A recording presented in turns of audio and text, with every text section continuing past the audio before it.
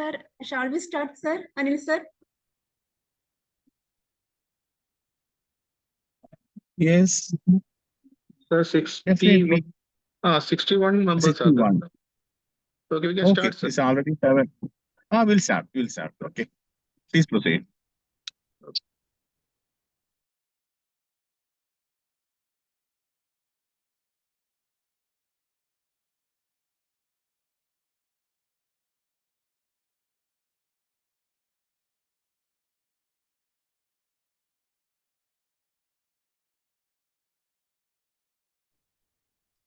Good evening, everyone.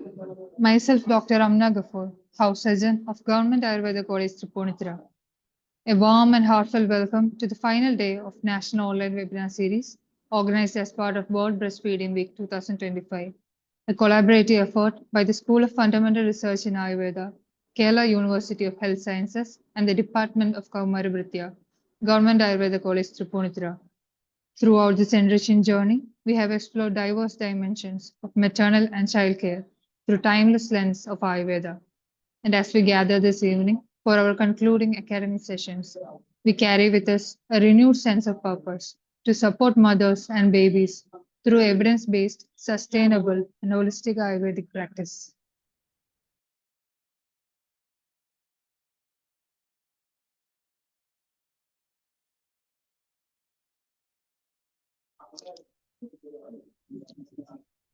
We have two highly insightful sessions lined up for this evening. Our first session will be on Viruddhaharas and its probable effect on lactation by respected Dr. Sailega P. Ma'am, Assistant Professor, SFRA, KUHS. And the second session will be on Nurturance Through Nature, an overview of effective Ayurvedic formulations in breastfeeding practices by respected Dr. Sheila Karalam B. Ma'am, Chief Scientist and Head Technical Division, Vaidyaratnam Ayurveda Research Institute. It is with great honor that I introduce respected Dr. Mini S. Muralidharan Ma'am, Professor and Head of Department of Kaumaribritya at Government Ayurveda College, Kannur. We are grateful to have Ma'am for chairing this session. Dr. Minimis is a respected academician with over 2 decades of teaching experience at both undergraduate and postgraduate levels.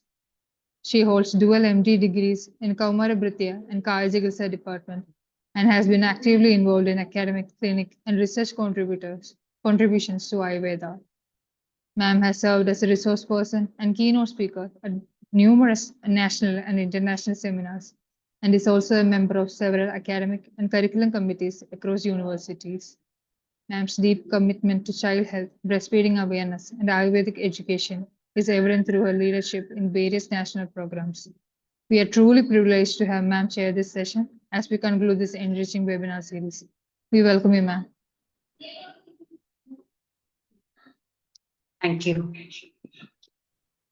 Now, as we begin this evening's academic sessions with a topic that holds significance, on our everyday clinical focus, Viruddhahara, and its impacts on breastfeeding. To guide us through this thought-provoking subject, we are joined by respected Dr. Sailega P. Ma'am, dedicated scholar and rising voice in Ayurvedic research. Ma'am has completed BMS from Vishnu Ayurveda College, Shornur, and MD in Agatha Tandra from SDM College of Ayurveda, Hassan. Currently, she serves as Assistant Professor at the School of Fundamental Research in Ayurveda under KUHS and has authored many research articles in reputed national and international journals and has actively participated her work at academic conferences.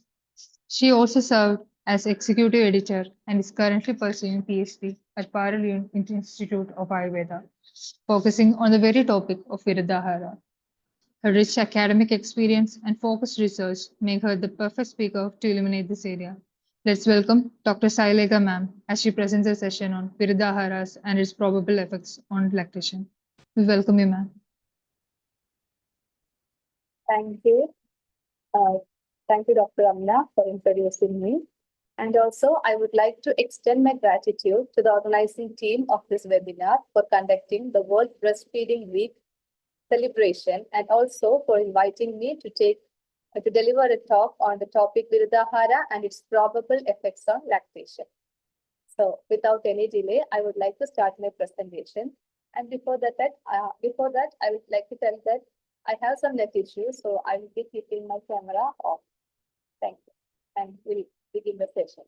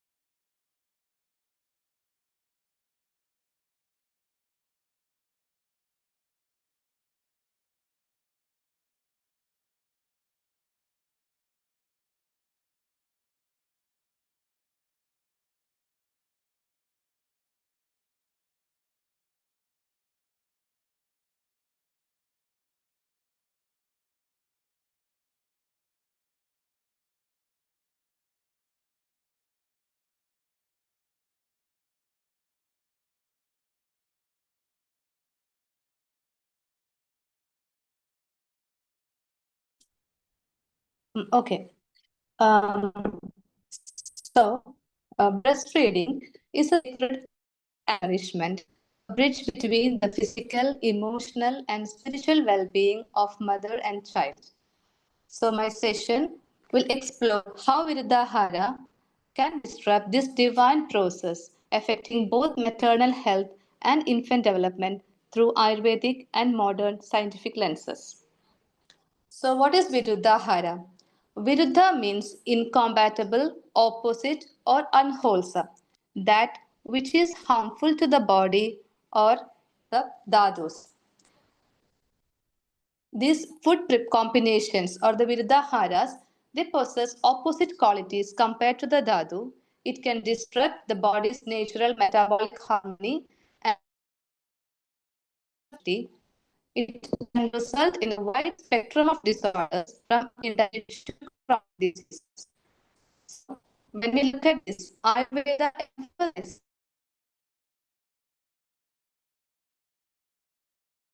not just what we, but how this. We all know about Viruddhahara, and here I will be concentrating on mainly the how Viruddhahara will be affecting the body, and thereby to the lactation and the how the nourishments will be get affected.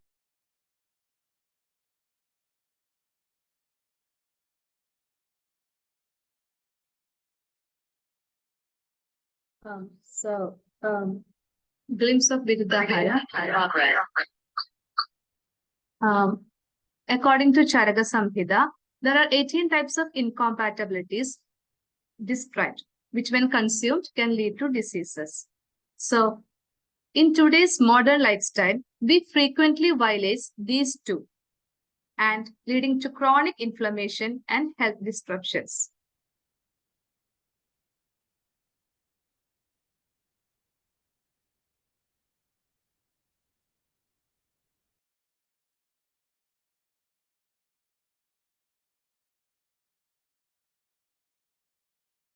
I'm sorry, my slide has got some problem. I'll share once again.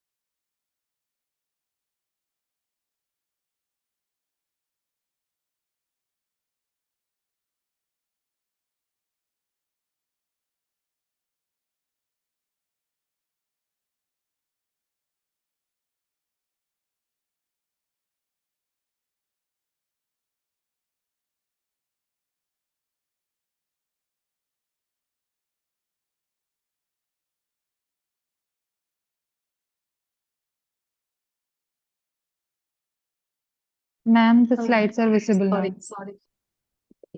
Interruption. So let's move to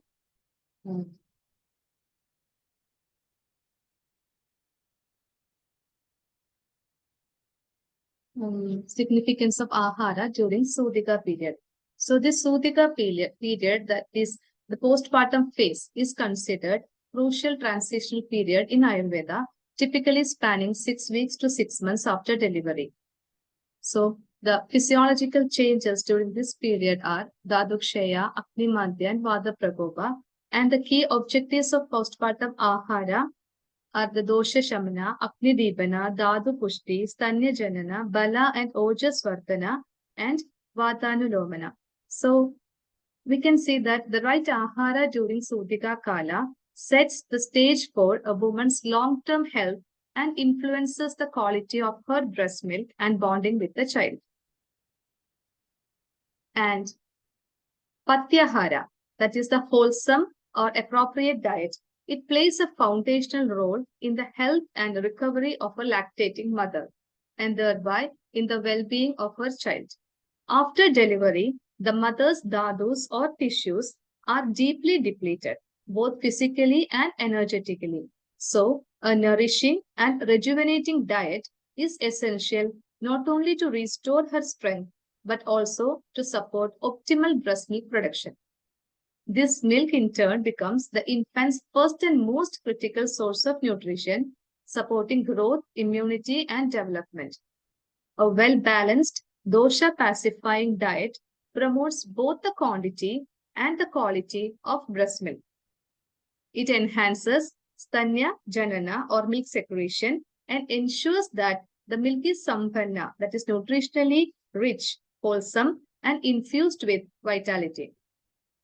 Such milk carries the qualities of snehana and ojas, that is a vital life force benefiting the baby at every level. Furthermore, a properly designed patyahara strengthens Agni, the digestive fire, which often becomes sluggish after childbirth. When Agni is impaired, it can lead to ama, that is undigested toxins, which may enter the breast milk and causes issues like indigestion and kapha-related disorders in the infant. Thus, correct diet prevents this chain of imbalance at its root. And the equally important aspect is the emotional and mental impact of patyahara. Foods that are nourishing and sattvic enhance emotional balance and calmness in the mother. This contributes to better sleep, reduced risk of postpartum depression, and deeper emotional bonding with the child. And lastly, this such a patyahara, it will act as a rasayana, that is a rejuvenator. It helps to restore the mother's strength, enhances the bala and ojas, and fortifies her immunity. In essence, patyahara lays a strong and sacred foundation for the long-term health, both for the mother and the baby. So, we can say that a mother's plate today is her child's health tomorrow. Now, let's see what all Viruddhaharas are on today's mother's plate. So, first thing we can see is chicken biryani with curd, which is a favorite combination. And it can be taken as a Samyoga Viruddha because in our class, it's chicken with curd is considered as Viruddha. And next one is Alfam, that is chicken marinated in curd and then cooked. That is, that there comes two types of Viruddha, that is chicken and curd is one Viruddha, that is the Samyoga Viruddha, and the curd is cooked in high temperature, that can be taken as a Samskara Viruddha. And comes honey glazed chicken. Here, honey is heated and there comes the Viruddha. And mango shakes, orange shakes, and other milk shakes, fruit shakes can be taken as Viruddha as explained in our classes. So, in today's fast-paced, globalized food culture, Viruddhahara is no longer just about combining milk and fish. It has taken newer forms. that is ultra processing, chemical additives, and genetically tampered foods are available today. These disrupt the delicate harmony of digestion, our microbiota, immunity, and hormonal flow. Especially, it is very crucial in lactating mothers. So, let's see one by one. First one is ultra processed foods. These are industrial formulations with additives, colorants, preservatives, emulsifiers, and artificial flavoring. It can disrupt acne, provoke ama, and impair our gut microbiota. The examples of such foods are instant noodles, packaged chips, soft drinks, flavored yogurts, etc. Next criteria is oxidatively damaged foods. These foods are subjected to excessive heating, repeated frying, and grilling kind of cooking. And there, the harmful compounds like free radicals, MDA, that is malondialdehyde, these are formed. This will lead to oxidative stress in our body and can cause ama formation, dosha vitiation, and it's often linked to poor lactation and hormonal imbalance. How poor lactation and hormonal imbalance will be occurred will be discussed in the coming slides. And the examples of such foods are reheated oils, deep fried items, barbecued meat, etc. And another equally important kind of foods is genetically modified foods. These genetically modified foods, they have been altered at the DNA level, often to enhance the yield. This is during the cultivation, enhance yield or resistance. But these structural changes make them unfamiliar to our gut intelligence and microbiota, which evolved, the microbiota is evolved to recognize the naturally occurring food molecules. So in Ayurveda, such familiar or non-native foods are termed as asatmya ahara, or it can be taken as desha viruddha. So this regular intake of these genetically modified foods can contribute to immune intolerance, trigger gut permeability, and lead to chronic low-grade inflammation or metabolic disorders over time. The examples of such foods are genetically modified soya is available, high fructose corn syrups, or modified wheat or gluten. So these kinds of food, when consumed by people, especially from different areas, different regions, or different kind of population, if they are exposed to such kind of foods, it will be harmful to their body. So for lactating women, these can interfere with gut health, hormonal balance, and ultimately the quality of breast milk will be affected, thereby affecting both mother and child. And there are some more dietary mismatches done in modern eating habits. One of that is cold and hot food combinations. This mixing foods of opposite temperatures are like growing trend now, like hot coffee with ice cream or curd with the spicy curries can disrupt enzyme activity and gastric secretions, leading to indigestion. This refrigerated, next one is refrigerated and reheated foods. So repeatedly reheated or long stored leftovers lost their pranic value and may harbor harmful bacteria. So Ayurveda considered this as abhoji ahara, and these foods burden acne and can create ama. Next is Maillard reaction products. This kind of reaction happens when there is browning type of cooking. That is, the browning effect we see in toasted bread or fried meat is a chemical reaction forming AGE, that is advanced glycation end products. This kind of food can cause oxidative stress and chronic diseases. Next kind is chemical food interactions. Certain food combinations are metabolically incompatible, like milk with citrus fruits or eggs cooked with sugar.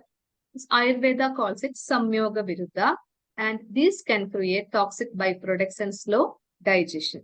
So it's essential we become more mindful of these everyday food pairings and follow the wisdom of Ayurveda. There are more. Another kind is food intolerances and allergens. Today, even though we are allergic to some kind of food, we tend to, if it is not so much troublesome, we tend to eat it. And like milk products are used by lactose intolerant individuals or peanuts for those with allergies.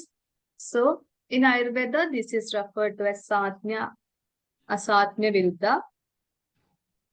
And these kind of incompatible foods are, if consumed on a regular basis, they provoke inflammation, gut irritation, and immune hypersensitivity. Over time, this can compromise digestion and overall vitality. Next are synthetic food additives like artificial colors, sweeteners, preservators, flavor enhancers. These are categorized in Ayurveda as unwholesome. And modern research confirms that such chemicals are poorly metabolized. The byproducts are poorly metabolized, and it can disrupt the hormones and contribute to metabolic disorders like obesity and diabetes. Such foods are like colas, artificially flavored syrups, and bright colored candies. All are popularly used by all of us, but it's very harmful in the long term. And finally, can see the over-sanitized or sterile foods. That is, these foods may appear clean and safe, but they lack live or no natural microbes. When we refine or polish foods too much, like white sugar or overly polished rice, we strip away not just the nutrients, but also the natural intelligence. The gut microbiome depends on subtle inputs from our environment, including friendly microbes. So, the constant consumption of sterile foods may weaken the immune system and also our gut ecology. So, when we repeatedly consume these incompatible or highly processed foods, we unknowingly are exposing our body to a heavy load of toxins and harmful chemical byproducts. So, now let's see how they can lead to disease manifestation. These reheated oils used in frying, the processed meats, or even common combinations like fruit with milk. These can lead to the formation of toxic substances such as MDA, acrylamide, nitrates, etc.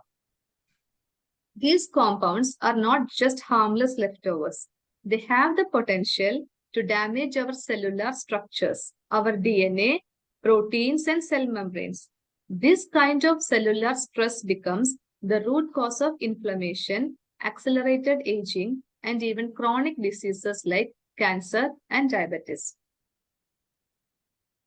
Also, these substances can burden our liver, impair metabolism, and interfere with our normal immune responses. Another major consequence is oxidative stress.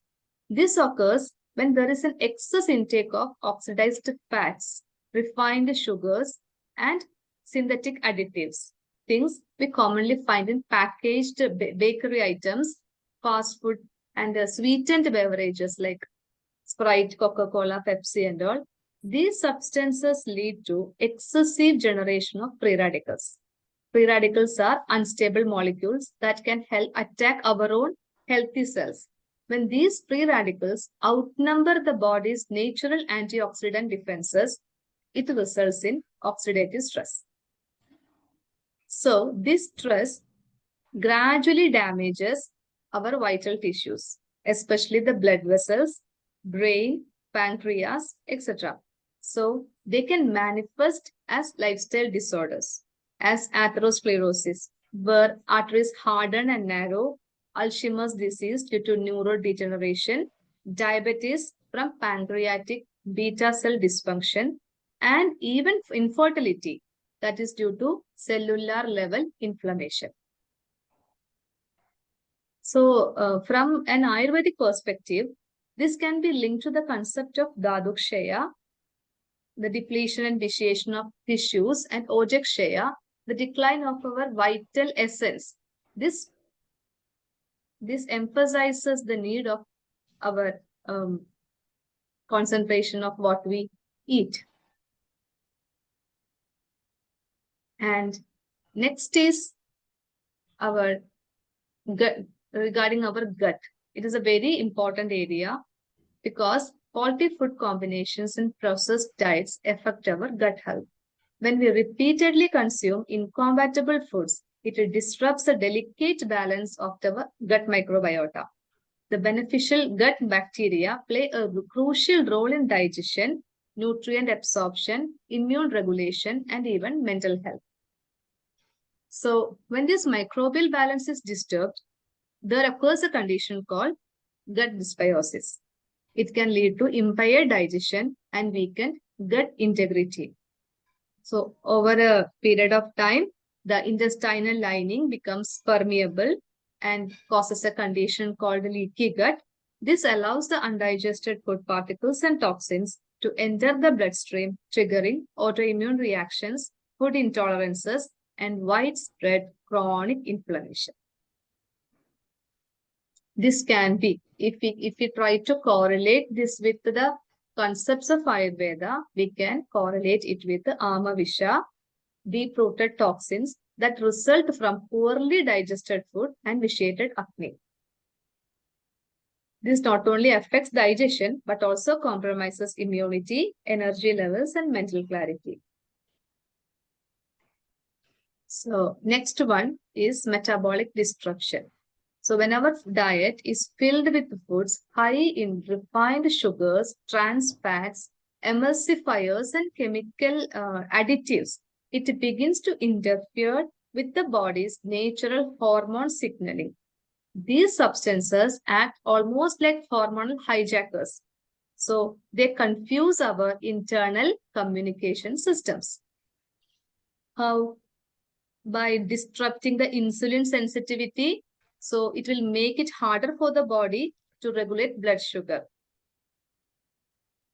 And they interfere with the hormones responsible for satiety and hunger, leading to constant cravings and overeating. So the fat metabolism gets altered and the body starts storing more fat, especially around the abdomen. So over time, this type of different viruddhaharas, it can manifest as obesity, PCOD, type 2 diabetes, and metabolic syndrome. That is a cluster of conditions that includes high blood pressure, high triglycerides, and insulin resistance. So we can see that a sweet craving for a packet of chips or craving for chocolates over time lead to deeply rooted metabolic imbalances that are hard to reverse. So we can see that now the topic is neuroinflammation and mood disorders. From this, we can see that our diet affects not only just our body, but also the mind and brain. So if we are consistently taking ultra-processed foods or this kind of viruddhaharas, it doesn't just disturb the digestion, it can actually trigger inflammation in the brain. This kind of inflammation is known as neuroinflammation, and it interferes with the balance of key neurotransmitters like dopamine, serotonin, which are essential for our mood, motivation, and mental clarity. This disruption is now increasingly being linked to depression, anxiety, ADHD, and even early cognitive decline. So mental health is not just about emotions or hormones in isolation. Actually, it starts right from what's on our plate. And next is immune confusion. That is our gut lining, which is acting as the first line of defense for the immune system, gets disturbed and irritated by the toxic compounds entering through our food. This irritation sends out constant danger signals to the immune system. leading to what is now called as chronic low-grade inflammation. So over time, our immune system gets confused and it starts to react to the own body tissues, and it will give rise to autoimmune disorders, frequent allergies, or skin diseases like eczema, psoriasis, etc. And here we have seen a lot on gut microbiome. So we'll just look into it a little more. So when a lactating mother consumes Viruddhahara, what happens? It can disrupt the gut homeostasis. This disruption leads to dysbiosis. That is, dysbiosis is the imbalance in the healthy gut bacteria. So this dysbiosis will allow the harmful, toxin-producing and pro-inflammatory microbes to flourish in our gut. Over time, this weakens the gut lining, resulting in what is commonly referred to as a leaky gut. In leaky gut, what happens? The toxins and partially digested food particles gets leaked into the bloodstream. So the implications of this leaky gut or the disrupted dysbiosis in our gut can lead to impaired nutrient absorption, which directly affect both the mother and the nutrient profile of her milk, thereby affecting the baby. It will impair the immune system, which can increase the infections in both mother and there comes baby. And it can alter the mood and cognitive functions, like it can induce anxiety and brain fog, which is often reported postpartum. And also it can cause allergies and autoimmune conditions that may be triggered in both mother and child. So while Viruddhahara, it seems Viruddhahara is being seen as a very negligible topic in which is confined to Agaratantra, but actually it is not a minor dietary oversight. It's a ripple effect. The ripple effect of Viruddhahara on the microbiome can impact the mental health, immunity, and infant development. So next is epigenetics. So it's a fascinating and rapidly growing area of science, that the influence of epigenetics. So epigenetic refers to how our environment, diet, and lifestyle can modify the expression of our genes without changing the actual DNA sequence. So the food we consume influences gene expression through three main mechanisms. That is DNA methylation. This is like the turning the genes on and off by adding tiny chemical tags called methyl groups to the DNA. It is crucial in regulating growth, immunity, and disease risk. Another is histone modification. This, our DNA is wrapped around proteins called histones. Depending on how tightly or loosely it is packed, genes can either be expressed or silenced. The food components can influence this packaging process. And next is microRNA expression.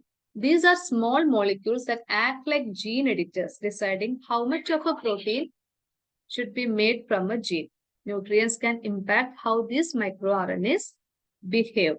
So what this means is that the incompatible food items or the chemically laden foods or even the nutrient deficient diets, they don't just act on our digestion.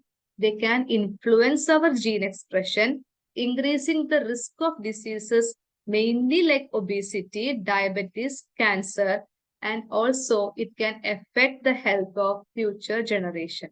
So from all these things, we should know that food is not just a fuel. It is genetic information too. So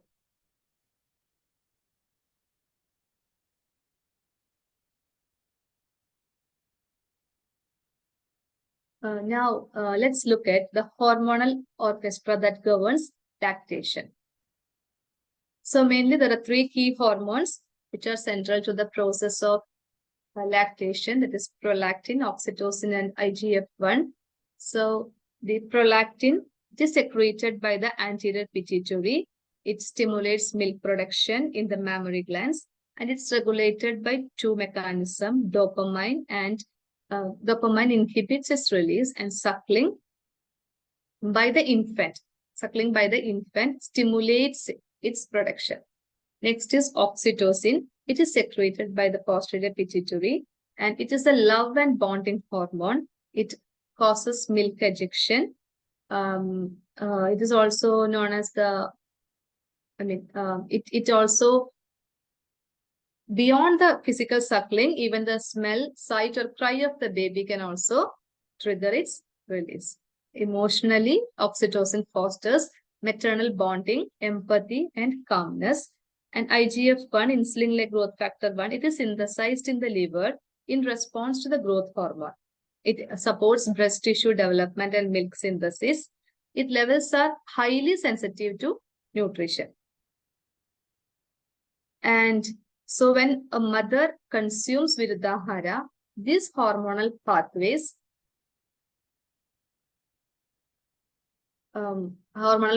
especially those are so delicately regulated by the emotional nutritional balance, can be negatively impacted.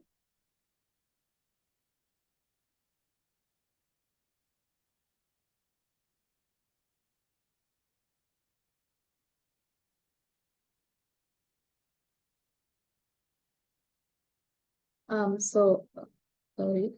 healthy gut microbiome. In healthy gut microbiota, it can affect the production of short-chain fatty acids that reduce the inflammation. And the neurotransmitters like serotonin and GABA can influence the mood. And the precursors for hormones can help the endocrine balance. So when the microbes are disturbed, their metabolic output is altered, leading to increased inflammation, altered signaling to the hypothalamus and pituitary, and disruption in secretion of prolactin, oxytocin, and IGF-1.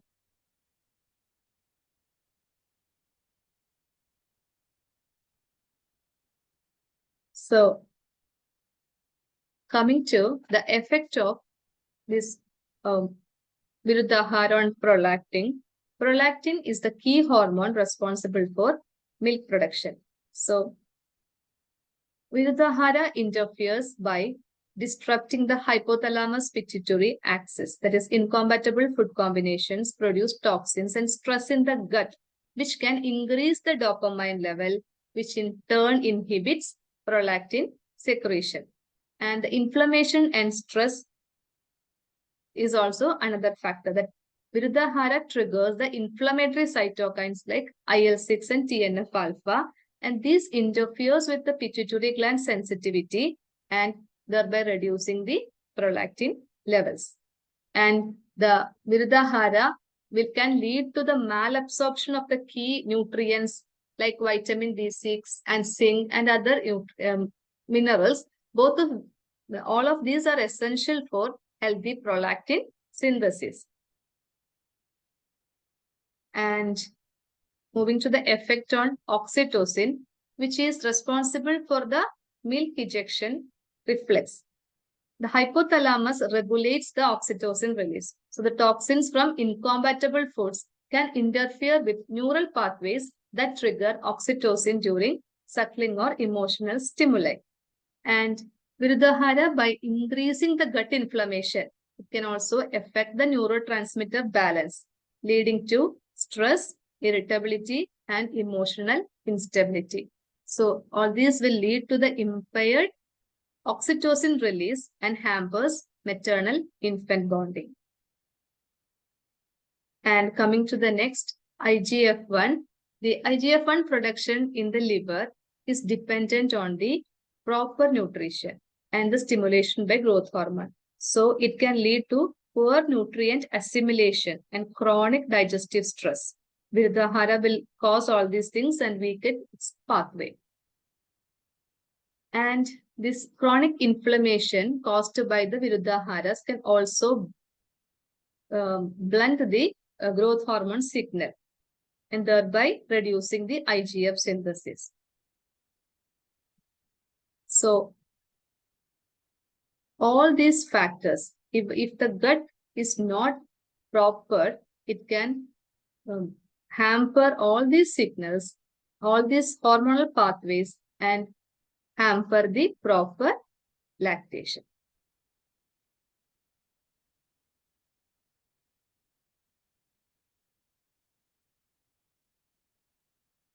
So when we look at these hormones and the Viruddhahara impact, we can say that these kind of unhealthy eating practices, they trigger a cascade of hormonal imbalances, impairing not only physiology, but emotional connection and nourishment between mother and baby.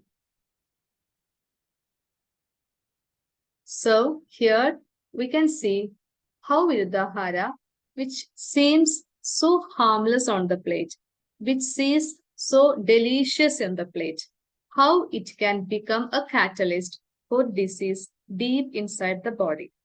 So the problem begins with the consumption of Viruddhahara, this incompatible food combinations. Okay, so these foods undergo faulty digestion, creating harmful metabolites like malondialdehyde, 4-HNE, AGEs, acrylamide, nitrosamines, etc. And these substances will get absorbed into the bloodstream, which travels systemically, affecting organs and tissues far beyond the gut. In the gut, it will cause dysbiosis. Along with that, these kind of chemicals, the malondialdehyde, that kind of byproducts will enter the bloodstream and reach all the organs through systemic circulation. So once inside the cells, these toxins induce oxidative stress, leading to membrane disruption, that is increased permeability, affecting nutrient transport and signaling, protein dysfunction, that is oxidation of enzymes, leading to impaired cellular metabolism, genomic instability, that is these byproducts are capable of doing DNA mutations and they are considered as potential carcinogens also. And this leads to the cellular degeneration in multiple systems, especially in the liver, endocrine glands, brain, heart and blood vessels. The immune system responds to this ongoing damage. So there will be the development of chronic low-grade inflammation.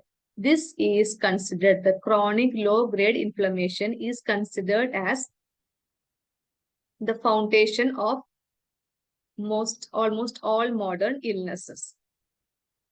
So this inflammation will lead to development of chronic diseases like cardiovascular diseases, neurodegenerative disorders like Alzheimer's, Parkinson's, cancer, metabolic disorders like obesity, diabetes, etc. So if we keep on eating, all the steps will be followed. And if this cycle is not checked, it is unchecked, the body gradually goes into a multi-system dysfunction with compounding complications. Then it will be difficult to reverse. So we can see how it affects the infant. So here, when a lactating mother is consuming these incompatible foods, the disruption begins in her own system first. Okay. So these food generate harmful metabolites, like we said, MDA, AGE and all. These harmful metabolites will be formed in her blood and it starts circulating.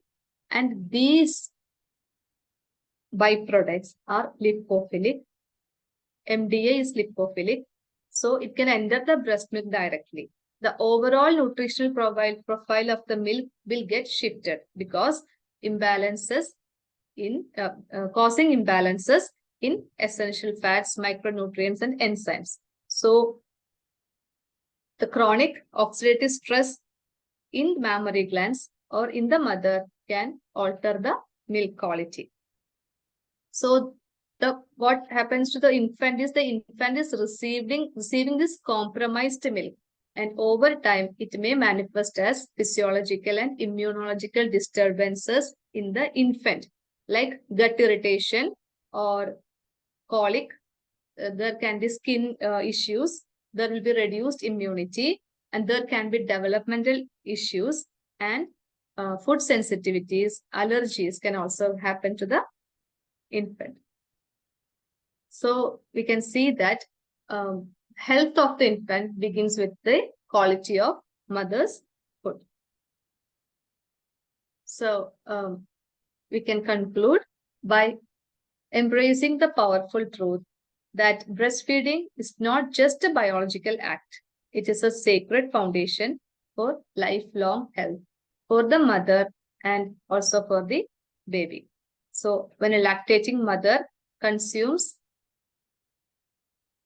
the food which is very good or bad, viruddhahara, or compatible or non-compatible, whatever the mother consumes, it directly influences her baby's immune system, metabolism, and even future disease risks. So the Ayurvedic wisdom of viruddhahara and the modern evidence on oxidative stress and systemic inflammation, all these things point toward the same factor, that the quality of breast milk depends deeply on the quality of food and digestion of mother. So the incompatible combinations and processed oxidatively damaged foods contribute to ama formation, which lead to gut dysbiosis and hormone destruction. So this will degrade breast milk quality, potentially compromising the baby's growth, immunity, and even long-term health outcomes. So when a mother eats mindfully, she nourishes 2 generations. So it is very important to educate, support, and guide the lactating mothers to eat wholesome, seasonal, fresh, compatible food choices, not only for the lactating mother, not only for the benefit of the infant. Even after infant grows up, every age, in every for every age is has to be taken care of while eating the viruddhahara. So I would like to end my session by giving a tribute to all the mothers out there and her profound role in shaping physical, emotional, and spiritual health of the future generation through mindful nourishment and love. Thank you.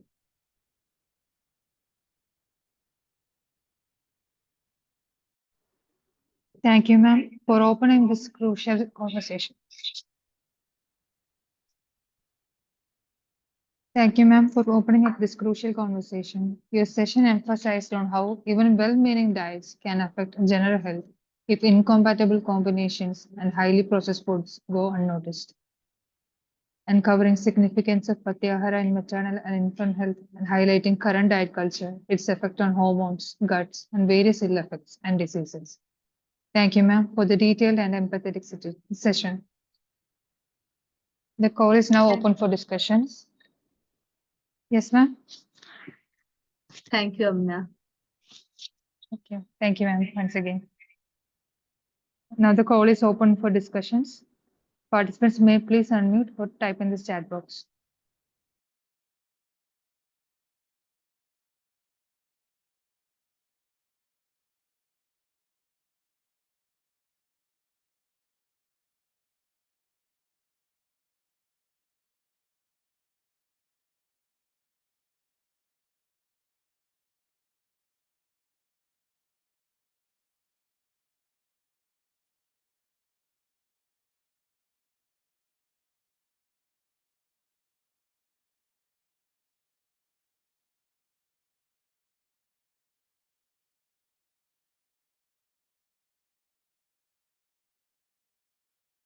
We now invite Dr. Minimis to share valuable remarks and for concluding the reflections on the session. We welcome you, ma'am.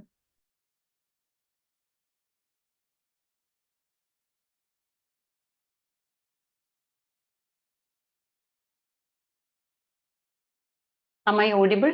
Hello. Yes, miss. Good evening, all.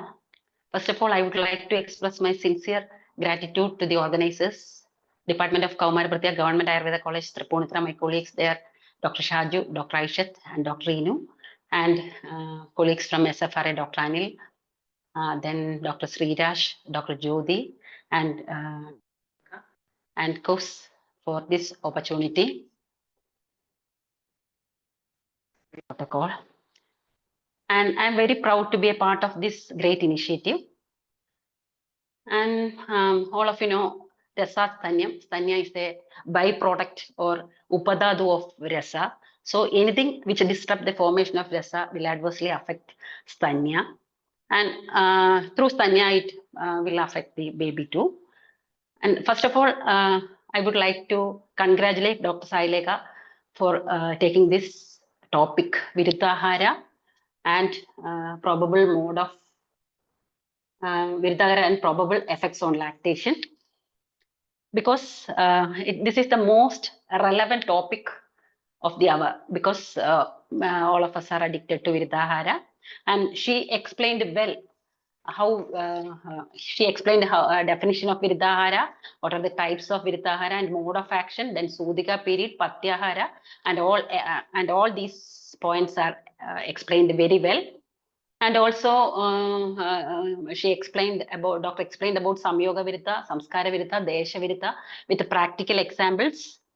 And she also explained she also emphasized the need of healthy gut microbiota and how Viruddhaharas adversely affect gut microbiota and cause leaky gut and lead to various disorders, and how nutrient cannot be absorbed if there is leaky gut. She explained very well. And she also explained the Viruddhaharas and epigenetics, the effect of Viruddhaharas on epigenetics also explained well. Then effect of Viruddhaharas on hormones also she explained well. Dear Dr. Sri Shashileka, you never lose your focus.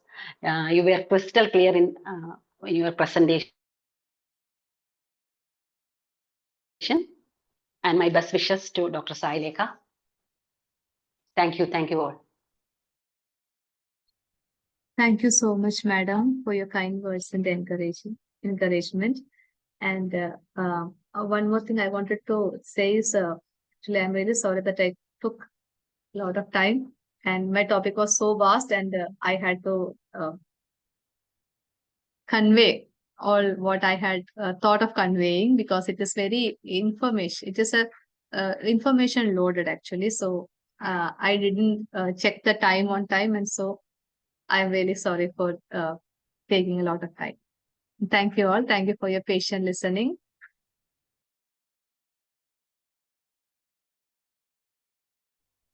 Thank you, Sailega ma'am, and thank you, Minimis, for your valuable remarks and for summarizing the session gracefully and for highlighting various key points. Once again, I extend our gratitude to our esteemed faculties, Dr. Minimis and Dr. Sailega ma'am. Before we move on to our next session, as per the request of our participants, we will be once again playing the video demonstration on Stanya Pariksha.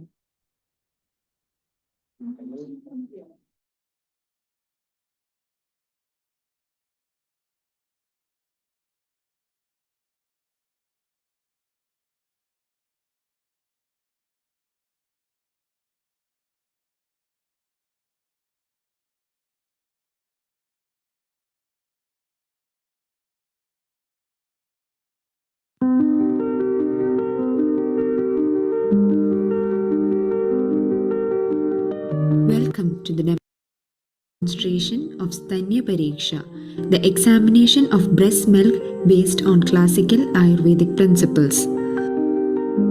Stanya or breast milk is the primary source of nourishment for infants. Its quality directly influences the health and development of the child. Ayurveda describes various methods to examine breast milk and assess its suitability for the baby. We have used 3 types of milk in this demonstration: human breast milk, cow's milk, and goat's milk. First, let us observe the consistency of each type of milk using a clean dropper. Human breast milk. It appears smooth, moderately thin, and flow easily from the dropper. Snigdha Madhura Rasa. Cow's milk. It appears slightly thicker and creamier in texture. Madhura Rasa, Snigdha, Guru, Mriduguna, Shedavirya, Madhura Vibhaga. It is Medhya, Ojasya, and Rasayana. Goat's milk. It appears thinner and more watery in consistency. Madhura Rasa, Laghu, Snigdha, Sara, Shedavirya, and Madhura Vibhaga. Next, we perform Jala Pariksha by dropping each type of milk into water. Human breast milk. It disperses homogeneously and spreads evenly. This indicates healthy, unvitiated milk.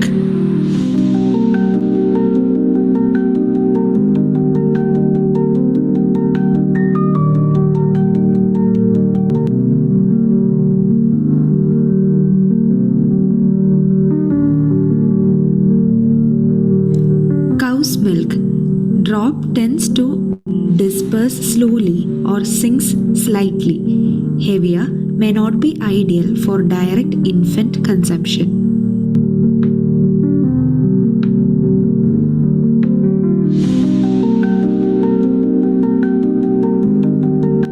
Goat's milk. It remains suspended midway.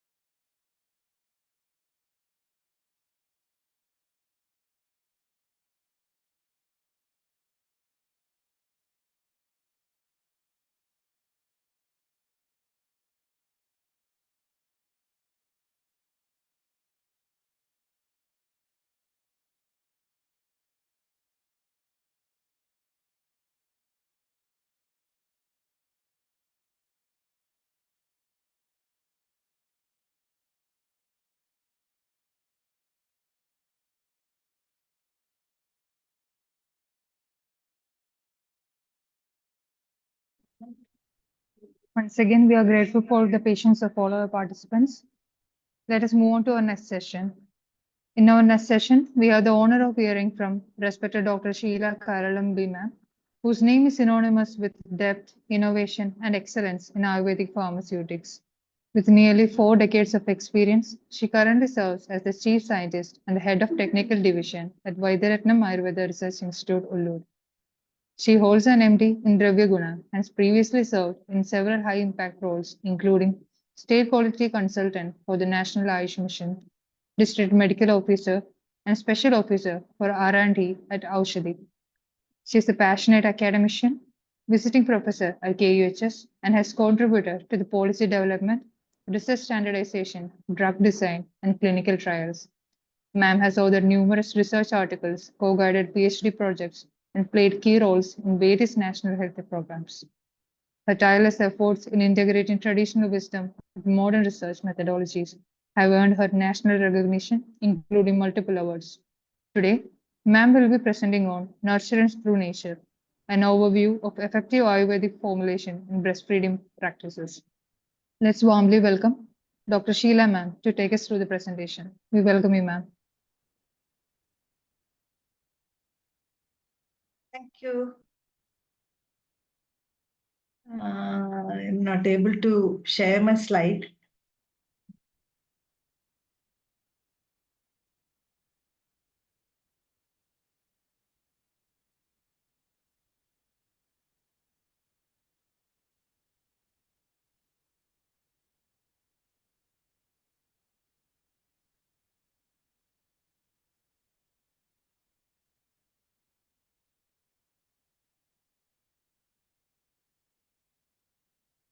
Is it okay? Yes, ma'am. Okay.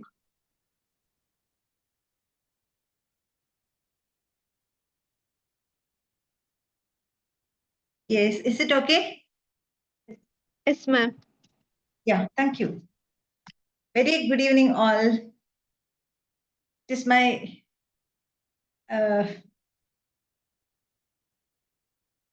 gift to address you all. I would like to express my sincere gratitude and thanks to SFRA, first, especially Dr. M. Anil Kumar, Professor SFRA, and Dr. Shaju, HOD Kaumarabrutyam GAVC Tripunithara, for providing me the opportunity in the national webinar series on prioritized breastfeeding in connection with the World Breastfeeding Week observation. The program is well structured and prevented overlapping. All scenarios related with breastfeeding is well established. And I congratulate the team SFRA and GAVC Tripunithara team. My presentation is based on the formulations practiced in breastfeeding practices. Earlier speakers have brilliantly presented the perspectives on various aspects of breastfeeding practices, and the Ayurvedic contexts are well established throughout the 4 days. And it was a nice experience. It was information loaded sessions. Then for the 4 days, this is the last day, and it is my privilege to attend this program and share my experiences during this during my practice regarding this breastfeeding practices. And as a clinician, I have practiced various single drugs, ganas, vargas, formulations, regional applications, and dietary aspects and medicine for post-antenatal, preconception, antenatal, and postnatal care. In the last 4 days, we got the information, insights regarding the dynamics and the kinetics of Sanya Janana Avshadas, Sanya Shodhana Avshadas, and Viruddhahara diets, and pathways pathways related to the dynamics of galactose. Like that, so many informations we got. And my area is to discuss about some formulations related with this breastfeeding practices. Initially, I selected this as nurturance through nature. Breastfeeding is a nurturing practice that provides numerous benefits for mother and child, physical, emotional, psychological, social, like that. I'm skipping. Exclusive breastfeeding, EBF. Breastfeeding is the optimal source of nutrition. The human milk is species, and it provides essential nutrients necessary for the growth and development of the newborn. It's always available, cheap, free of contaminants. Exclusive breastfeeding is most effective intervention to reduce IMR and is estimated to prevent 13% of under 5 mortality. Exclusive breastfeeding, predominant breastfeeding, partial breastfeeding, token breastfeeding. If we analyze all these things, we could see Chirada, Chiranada, and other concepts of Ayurveda. For successful breastfeeding, we need a willing and motivated mother, an active and sucking newborn, a motivator who can bring both mother and newborn together. This is it's the role of our health professionals later. Advantages: physical, economical, physiological, biochemical, microbiological, immunological supports. Here, microbiological, I think I'm connecting it to the gut microbiota. There's a recent advancements in the breastfeeding practices. Physiological basis of lactation, all of us know regarding this mammogenesis, lactogenesis, galactokinesis, galactopoiesis, like that. Then physiology of milk formation, ejection, disease interfering quality, quantity of breast milk and its management are well established in the Ayurveda. And for the last 4 days, it was well established, and I'm not going on more inputs on that. And supports, we have the preconception care, antenatal care, postnatal care, manage Agni, Amam, Srodhorodham, Dhadu Ardhanam, Poshanam, and the concepts like mammogenesis, galactogenesis, galactopoiesis, galactokinesis through diet regimens and proper medicaments. Supports again do's and don'ts during pregnancy and lactation, principles and practices vary Ksheerabaga and the other charyas, postnatal care supports in diet and regimen along with the medications. Again, nature. What is nature? A nurturance through nature. Nature. From nature, by nature, back to nature. This was my slogan. And single drug as medicine and diet, Ayurvedic classical formulations, patent proprietary products, applications, traditional regional practices, grandma recipes, and environment. Environment means pollution, everything is coming under this.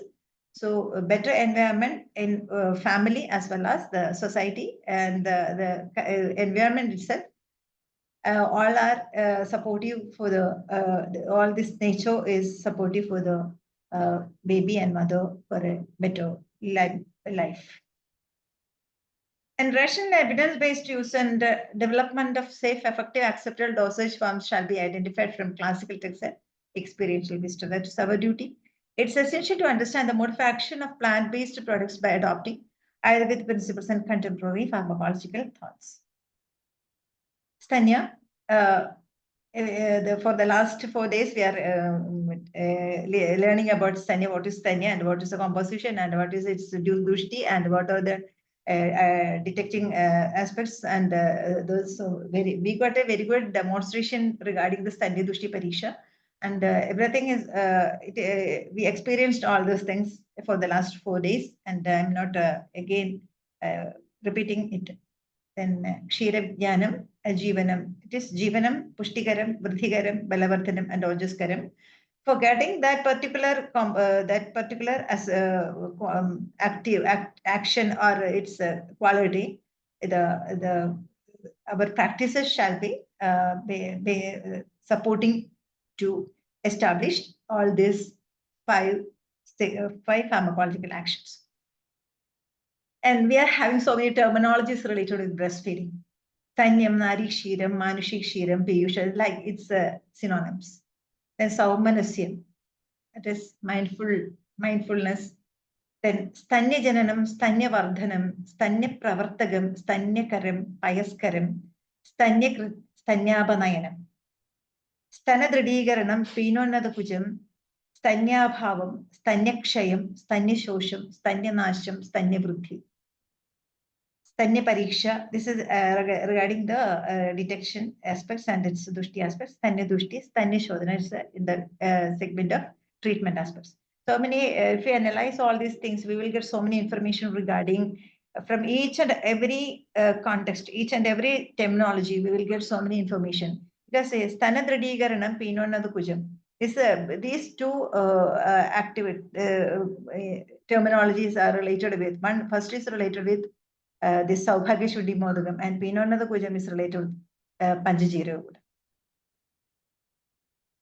Then human breast milk in the modern aspects, breast milk, colostrum, transition milk, menstrual milk, then other the activity as pathway aspects and its mode of action, and the supportive hormonal segments, and what is the pharmacological action, and what is exclusive breastfeeding, feedback inhibitor, milk bank, formula milk are the terminologies we got from this modern medicine. Then mechanistic action, plant-based galactose. This information I got from one very good literature, the article from one of my friends' article. It is phytoestrogenic effects. Plant compounds mimic estrogen and may influence milk production by stimulating prolactin release. Dr. Sailega has driven all the neurohormonal impacts of this in her presentation. It was very nice. Nicely she has done. She done it. And nutrition support rich in vitamin, macro and micro minerals, calcium, protein, antioxidants, bioactive compounds may enhance maternal health, consequently milk production. Digestive and metabolic support, better nutrient assimilation, improved digestion, enhances OJS and Rasadhatu, which is the precursor to the breast milk. Important phytoconstituents found in the that particular single drugs and our combinations, alkaloids, flavonoids, polyphenols, isoflavonoids, phytoestrogens, are the major phytochemical constituents present in various single drugs and combinations. During the presentation by Dr. Ishma, she has given a very good information regarding the Stanya Janana Aushadas and Stanya Shodhana Aushadas, and each and its classification, and as each and every the quality and efficacy of each and every ingredients found in that particular ganas, Mahakashaya Sagraha. And the major pharmacological actions they expect from the compositions are Deepanam, Pajanam, Srodhorodhaharam, Shobhaharam, Dhaduvardhanam, Saumanasyaharam, Trinanam, Jeevanam, Brimhanam, Brishyam, Rasayanam, Balyam. If you analyze the Patmagadiganam, the Patmaga Puntraga Vruddhurtagarudya, Shrinkyamrda, the Shijivana Sapnya, Stanyagarum Krandirana Pittam, Prinana Jeevana Brahmana Rishya. At particular areas given, Prinana, Vrishya and Rasayana, Balya, Prinana, like that. These kind of pharmacological actions are related with this breastfeeding, lactation. Single drugs and formulations, pre-conception care we have it, antenatal care, postnatal care. Those are that supports the mammogenesis, galactogenesis, and other galactopoiesis, then galactokinesis. Various single drugs, ganas, vargas, yogas, dietetics, charyas like Abhyangam and Shirobhyangam are it is included in our pre-conception, antenatal and postnatal care. Galactose. Stanyajana Mahakashaya Hirix, Stanyakshaya due to Raktakshaya, Agni Madhya, Srodhorodha, Manasa and Manasika Vigaras that facilitates production of Stanya. Stanya Shodhana, alleviation of Dosha Visheshan Stanya. Padmagadigana, Stanyakaram, Jeevaniyagana, Mustadi Vajadi, Stanya Shodhana, Mahakashaya San. Single drug and important applications. It was a very good search for me. It was done by one of my colleagues. She has done Mrs. Deepthi. She done it well in a particular manner. She collected. I have given her the list of the drugs, and she worked on it, and she provided me all the research queries, research papers regarding all these things. So as a clinician, my duty is to express it how in the which dosage form we are providing all these things. This is Shadavari, and the Swarasa form Kshirapaga Krida. Kshirapaga form is more effective in the level of this galactogenesis, galactopoiesis also. Ashwagandha that also in the form of Kshirapaga and Lehya. Bala Kshirapaga. During the antenatal care, we are providing Bala Kshirapaga. Toya Bagam is given, Bala Thailam is given.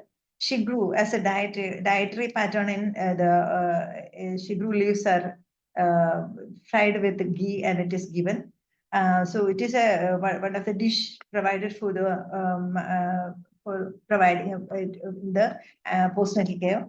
Draksha, in the Toya Pagam it is given. And Draksha seeds are having much effectiveness in the lactation process. Dadimum Swarasa is given. It is related with the anemic conditions, Pandutva, and the Dadima is also having a Hrudya property and circulation of this its main action is on the circulatory system.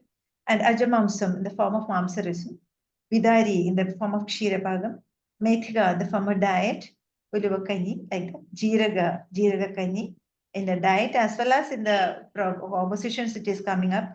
Jivandi in the form of Kshirapagam, Musta in the form of Kashaya and Kshirapagam. Musta Kashaya, there is an article on Musta, the Kashaya, the aqueous extraction of extract of Musta has shown a very good galactogenetic activity. Then Masha, Mudga, Shali, Shashtiga are incorporated in the diet. These are the generally used single drugs I have collected from my experience. And the commonly practiced products which support lactation. During the pre-conception period, antenatal care, as well as in the postnatal care, we are providing various types of compositions by assessing the pregnancy and its the condition of the patient and all the test parameters. Here, Shadavari Gulab, the single drug prominent in that particular composition is Shadavari. All of us know about Shadavari as a galactose. Then Sugumaram. Sugumaram is given in the antenatal care. Here, the Punarnava is the basic material and the base material for the Sugumaram. And it is supported by Shadavari, Jiraga, Saindhava, the Kshira, ghee, Sharkara, etc. Yesterday, Dr. Sriraj has told about the influence of Sharkara, or why Sharkara is used. Like that. So many information we could connect here. Then Dhatriya Dikritam, here Amalagi, Shadavari, Vidari, Kushmanda, Yeshti, all are having action on this lactogenesis. Ashwagandha Rasayanam, Ashwagandha, Draksha, Musli are the major contributors in that particular composition. Rajamamsa Rasayanam, Jeevaniya Ganam is the first contributor. Then Shadavari, Mamsarasam, all are the contributors in the particular lactation support. Dhanudara Kashayam, Dhanudara Thailam is mentioned in the Garphini Parijarya. So in that particular, it was made out of the Dhanudara, the Kashayam is driven from the Dhanudara Thaila Yoga. And Dhanudara Thaila as well in the form of Kashayam, Dhanudara Arishtam, Dhanudara this serial enrichment, that is Avartanam, all are provided in the management of this pre-conception as well as antenatal and postpartum area. We are providing the particular, the very excellent composition is done by our Acharya, and Bala is taking the lead role in that particular composition. Then Panchajeeragudam. Panchajeeragudam, it is a OTC product now, but we all know about why Panchajeeragudam, it is an OTC product, but it is marketed in the case of this Thanavruddhi. But it clearly the Acharya is telling that Panchajeeragudam is for the Sudhigamaya. Vimshadi Yoniroga, Sudhigamaya are the prominent Phalashruti for the Panchajeeragudam. If you analyze the ingredients of the Panchajeeragudam, we could see the Jiraga, Krishna Jiraga, Stula Jiraga, Ajamoda, Ashali, Mishi. All are coming from the Jiraga Kula. Then Purashani is having the higher concentration in Panchajeeragudam. Milk, ghee, and gudam. And then this hingu is sprinkled, and over the final stage, hingu is sprinkled. because in this composition, the milk, the Panchajeera, it is having a very good taste. But the patient, it is marketed in that particular. It is not marketed in the Sudhigamaya. So it is our duty to withdraw that Panchajeera from this aphrodisiac market from aphrodisiac market to effective lactation breastfeeding market. So Drakshadilesham, Draksha and Amalgi are taking the lead role. It is mentioned in the Pandaroga Chikitsa. Amrita Prasham. Amrita Prasham is a diet cum medicament. It is made out of various types of fruits, dry fruits like badam, this kharjura, then kadali, and the juices like vidari, ikshu, amalgi, all are having the lactogenic effects. Brahmarasayanam, Dhatri and Haridhi are the lead role, are taking the lead role. And Shavana Prasham, Dhatri taking the lead role. Kalyana Krudam, Dadima is having the lead role in Kalyana Krudam. And Dadimadi Krudam also. Here, Dadimadi Krudam, if you analyze the Dukha Prasavininam, Vandhyanam Chaprashasi, they like that, it is given. Then Dadimadi Krudam is having, Dadima pulp is used for preparing Dadimadi Krudam. And that pulp is having a very good support in the fetal brain development. So the Adimadi Kridam is also having a better support in the management of anemia during the pregnancy as well as during the lactation. And Saubhagya Shuddhi Modagam. Here also we could see the Shrinkadagam, Shadavari, Shundi are giving the lead role, taking the lead role. And Dhanandrandailam I have told earlier. Then Vidaryadi Kridam. Vidaryadi, it's a yoga, it's a gana. That gana could be made into various types of dosage forms like Lehyam, Kridam, Arishtam, Asavam. Vidaryadi Asavam is provided during this postnatal care. Vidaryadi Kridam is given. Vidaryadi, if we analyze this Vidaryadi, the structure of Vidaryadi, we could see the lead role given by the Jivana Panjamula, Likhu Panjamula, Kandugiri, Vidari. All are having very good inputs in the lactation practices. Draksha Arishtam, Draksha is taking the lead role. Jiraga Arishtam, Jiraga is taking the lead role. The Shumala Arishtam also Draksha is taking the lead role. The preparation of the Draksha Kashayam is very nicely designed by the Acharyas while preparing the Shumala Arishtam. Narasimha Rasayanam, which is iron triphala, then the Brangaraja, Navanidam is used here. And it is also a very good composition here. Kharjurasvam, Balashvagantha Lakshadi Tailam, and the Shirabala, Balakshiram, Balatailam, Pulinguramba, Resona, Amliga, Lavana, Takra, Markandi. All are having this Resona, Takra. Here, why this Takra? Here is also given. Pulinguramba is given during the first 7 or 14, within 7 to 14 days, we are giving the Pulinguramba. That is the correct gut.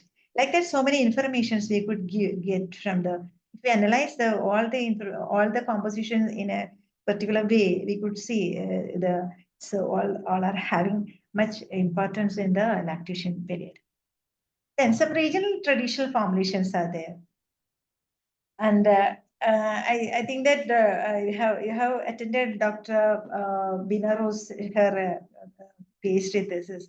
She has done a very good, very nice, amazing work regarding the regional and the traditional formulations useful in the postpartum management. Here, Nadi Kashayam, Petirati Kashayam, Ilakurukka, Uluvakani, Kadupudi, Jiraga Kurambu, Mukudi, Ulilesham, Kurini Kurambu, Manal Lesham, Chukka Chakra, it resembles with our Saubhagya Shundi. Ulilesham, Koji Idi Rachi, soup, Muringela Lesham, Pukala Lesham. Pukala Lesham, nowadays, each and every pharmacies are having Tengambukala Dilation, Tengambukala Rasayanam, Keraprasuna Lesham, Tengambukala Amrdan, like that in various terminologies we will get Pukala Lesham. But the methodology is Pukala Lesham, it indirectly supports the lactation because it is made out of this Jiragatrayam, sorry, Panja Jiraga composition. Trifala, Rikadu, Ajamoda, Ashali, like that. So many information ingredients are there, and this in our local area, this Kojimarana and Pukala Lekam are having the same compositions as a Podimarana. In Idirachi also, it is having that particular composition. So all are related with the management of the Sudika, as well as indirectly it supports the lactation. And some PRP products are collected from the market, that is Galacot granules and Stanogen resignum cortical, Galacol tablet, Gestaton powder, that is from Kerala Ayurveda, Shatavarix, lactonic granule, Galacto 13 capsule, Galact granule, Lactocare tablets, Lactohil, Lactive granules. Today, during by 6 o'clock, I got a telephone call from one of my friend. He's asking about Milo Lacto Mama. This is the latest latest Galactogog. I think it is an e-commerce product, and it is having Shatavari like that. The usual our Shatavari, Ertimathuram, like that. So Yishtimathu, like that. Ingredients are incorporated in that particular Shatavari, etc. All pre-RP products are provided in the form of powders, tablets, granules, capsules, and oral liquids and gummies. Presently, gummies are coming up. So, lactogenic gummies are coming. These are the compositions I have searched from our classical texts and from our experiential wisdom. And the current practices, currently the doctors, modern doctors are preventing our Sudikas from taking this Ayurvedic product, but it is our duty to support them, support our Sudikas to have our wisdom for a better life for mother and the child. The Stanyadushti assessment and its treatment protocol, it is only with Ayurveda. This is a unique approach only seen in Ayurveda through Shodhana process, Panchakarma processes, Ahara, Vihara, and medicaments. Here, if we analyze the lakshanas related with the Vadiga, Paitika, and Kabhaja Stanyadushti, the dosage forms designed by the Acharyas, we could see some uniqueness in that particular area. Extra, then Stanalebanam. Stanalebanam is a very good practice, but the Sudikas, all Sudikas will not accept this, but it's a very good practice. And yesterday, regarding the Stanya practices, Stanya Pariksha, as well as its utilization, the usage of Stanya, that doctor, she has talked about a very good, she has delivered a very good information regarding the Stanya. And the lakshanas related to the Stanya Dushti, that would be supported by this kind of dosage form. Why the Shirabaga and Virusium? Panasangadam, why this decoction model is given. In Rakshium, Kruda and Shirabaga is given. Bivernium, Kalka form is given. In Viganthium, Shirabagam, Churnam Lehya dosage form is given. Sneha Kashaya form, Paishchilyan Kashayan Takrarishtam. Then Gauravam Kashayam is given. What's the role of all these dosage forms and the absorption and assimilation of this composition? So this area has to be explored well, and it requires some research programs. Then coming to Stanya Bhave Chagapaya, Gavyapaya, then Lekhapanjamola Siddhakshiram Siddha plus Siddha, Stiradi Siddhakshiram with Siddha. And can we develop some potential formula milk in this Stanya Bhave? Then I got an information yesterday, this article was published. Development of quality standards of Ayush SS granules, a unique formula, a herbal formulation for lactation insufficiency. During my tenure in Aushadhi, I got a very good opportunity to work on some RCH program of CCRS, that is Reproductive Child Health Program. In that particular period, they have given some kit for the for the postnatal care. This product was there. Ayush SS granules was there in that particular composition, that particular kit. And Dashimulam Kashaya Churnam, Balatailam, SS granules, Pudina Arkam, Ajamoda Arkam were the compositions given in that particular kit. And after during 2010, I got another opportunity to work on the Ayush products related with RCH program. That is Ayush SS granules, Balarakshagalehim, Ayush Beauty, Balarasayanam, then AG tablet. AG tablet means Ashwagandha tablet. PG tablet, that is Punarnava and Gokshara tablet. Then AD candy, that is Amla, Draksha and Ela candy to prevent the hyperemesis. Then PK Lehan, that is Panchagola Lehan. SS granules. SS granules, that is Shadavari, Shadapushpa, Shvedajiraga, Ela and Sharkara, the combination. And yesterday, this article was published. While searching for some articles, I got this from JDRIS. You can have this information regarding the quality standards of Ayush SS granules. So these are the information I have to provide to you. And by concluding this, breastfeeding is the best feeding. We have to focus on preconception, antenatal and postnatal care. Gut microbiome and gut dysfunction shall be our focus area, main focus area, because our acharyas are given so many information regarding this area, this particular context. Then revival and convergence of various government projects and RCH program. We have Janini projects. During my tenure in the government segment, I have gone through some projects like regarding this management of maternal and child health. There's a government projects on RCH programs. That is Janini Suraksha, then Madhrujam, Madhrutvam, Rariram, like that. So many programs are coming up with our government segments. So revival and convergence of various government projects on RCH program shall be taken into consideration, and development of standardized protocol or guidelines for EBF in Ayurveda.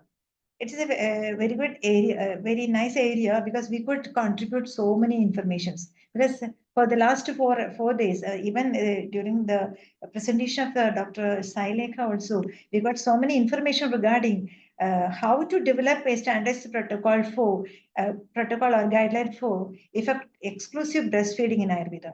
We will get so many info. We are having the enriched, it's a treasure for this. It is a single area from the RCH program of Ayurveda, and but it is having a very high it is well established in our program, in our ABF program. And the research programs on Ayush Ahara, it is published recently. Not as research program, Ayush Ahara. So many dietetic practices in Ayurveda are given with FSSAI license. So if we analyze all the Ayush Ahara that given in the dietetic practices, we could conduct so many research programs and develop well-established evidence-based Ayush Ahara for the management of maternal and child health. Then awareness on Stanyadushti and management. Let the pediatricians have some relaxation, because awareness on Stanyadushti and management, it is a very good area, the area to be explored well in our system. The awareness on the Stanyadushti and management, that should be propagated properly. Then unscientific usage of herbal galactogogues.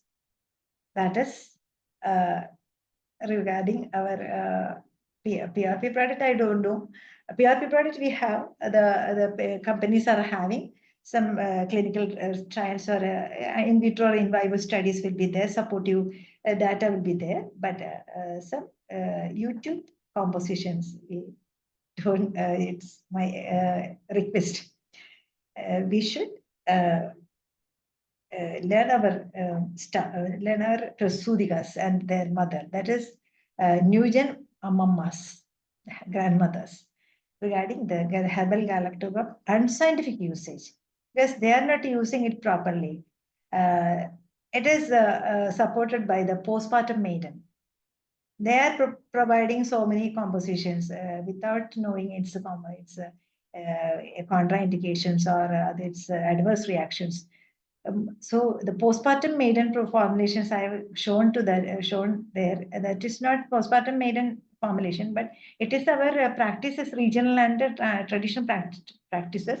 But the dilutions are given in particular, that kind of particular compositions and formulations. So scientific evidence for that kind of formulations shall be done. And researches on exclusive contexts mentioned in Ayurvedic breastfeeding practices shall be conducted. And I would like to conclude my session by giving the slogan of Government of Kerala on maternal and childhood, that's Amritam Matrutam Amulyam Balyam. And once again, I thank all the organizers, especially Dr. Anil Kumar and Dr. Shaju, for providing me such a great opportunity to address all of you. Thank you. Thank you so much. Thank you, Dr. Sheila ma'am, for the deeply inspiring and practically enriching session. The way ma'am weaved classical knowledge with contemporary relevance and pharmacodynamic understanding truly reflects the strength of Ayurveda in maternal and child health. An explanation of various medical formulation in a short time, and the focus on where further development is needed and many more valuable points. We are incredibly grateful for your presence today, ma'am. Now, the call is open for discussion. Participants may unmute or type in the chat box.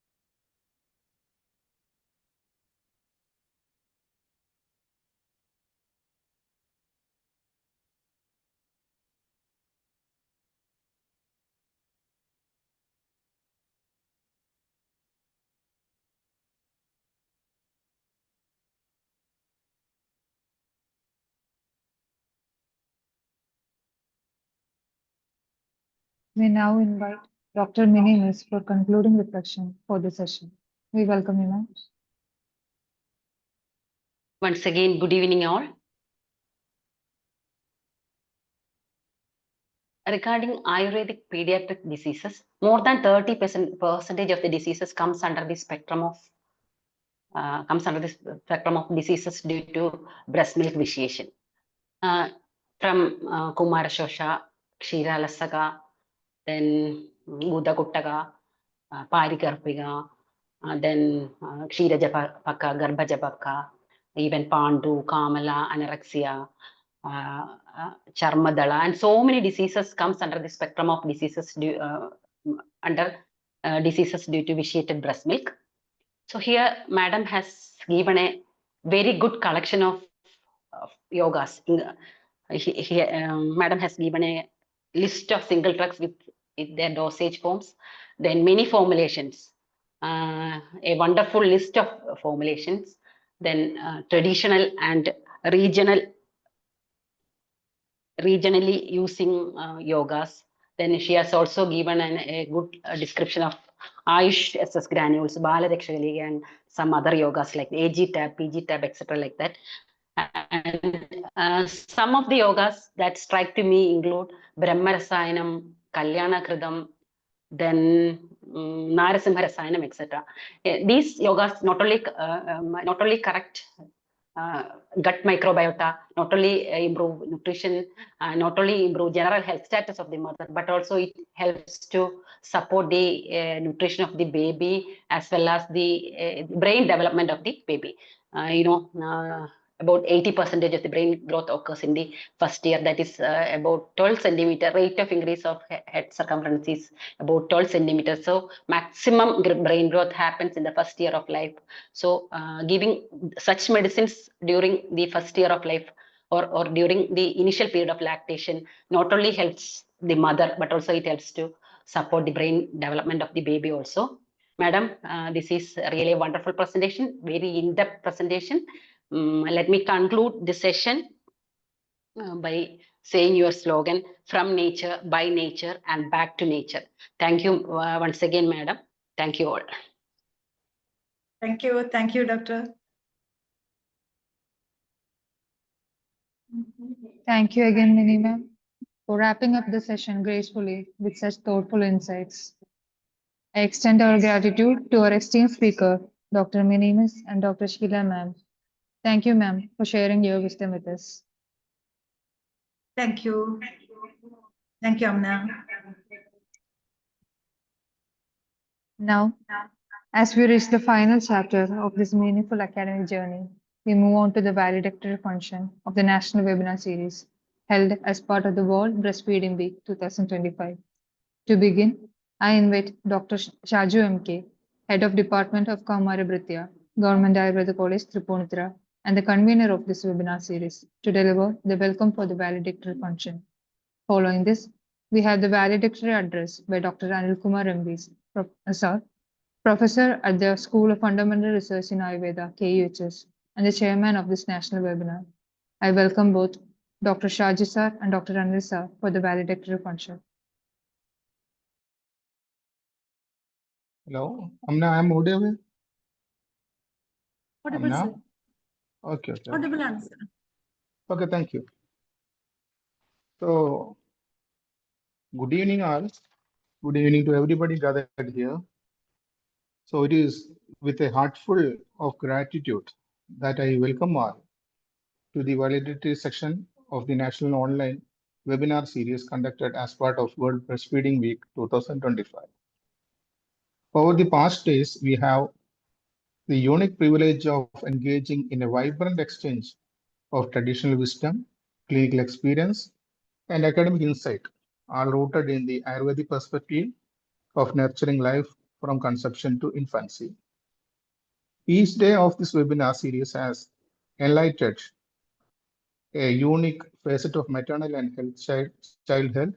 These sessions have brought together classical Ayurvedic understanding and contemporary relevance, creating a meaningful learning experience for all.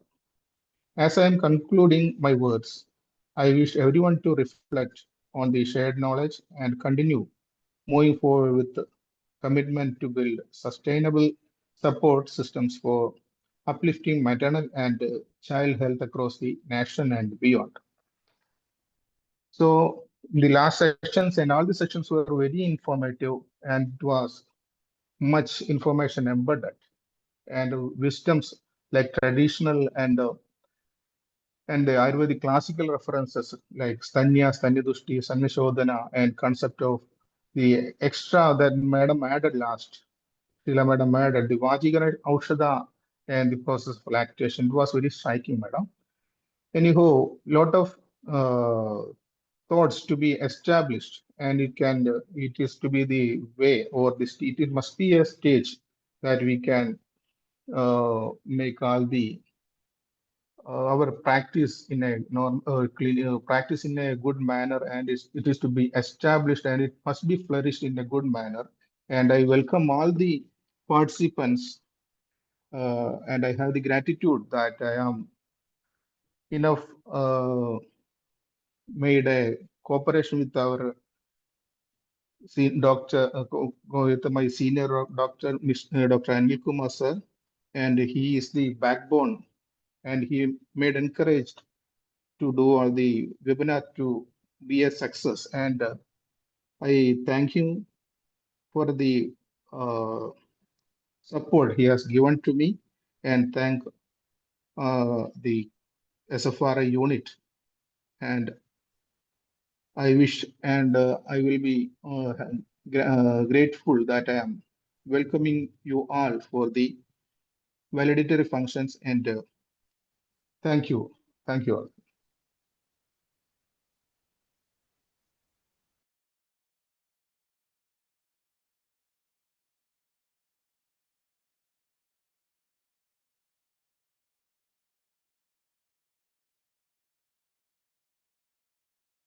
Now, for the valedictory address, I welcome Dr. Anil Kumar sir.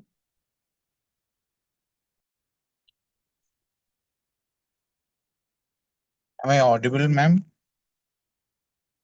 Yes, sir. Okay, thank you. A very good evening to one and all. So let me begin with a thanks note to all the participants who have gathered here for making this event wonderful one. So, respected dignitaries, esteemed scholars, dear colleagues, and beloved students who have attended the entire session for a period of 5 days consecutively. So, as we draw the curtain on this enriching and enlightening celebration of World Breastfeeding Week 2025, it is with immense gratitude and profound appreciation that I stand before you today. So, this is the first time we have been conducting such a uh, lengthy program uh, as an online one. So, we were expecting a much large audience. Even though we have sufficient audience, but we were expecting a very large audience. And many of them could not join because of some technical issues from the first day onwards. But we are helpless. But we have actually provided the facility for about 500 participants from the first day onwards. But unfortunately, there were 200 plus participants. Then that has gradually declined. But anyway, that's a fate of almost all the online programs. Really speaking, the past days have been a testament to the enduring synergy of tradition and science, a beautiful conference of Ayurveda's timeless wisdom and modern day relevance. So we have experienced that. So every presenter was focusing on the concepts in Ayurveda, and they were also picking the relevant points from the modern system of medicine to prove how important Ayurveda is and how this particular uh, domain has been considered by our acharyas for bringing its relevance and also bringing it into practice with more evidences. So all the scientific evidences are supporting the traditional concepts and practices. So the merging was not at all a problem.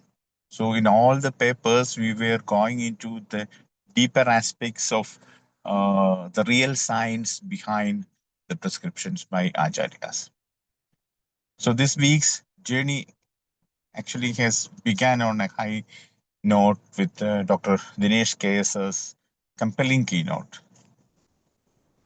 So in his keynote, he went into the deeper levels of the scientific insights and merged it with the Ayurvedic pediatrics and especially quoting references from Lancet like journals.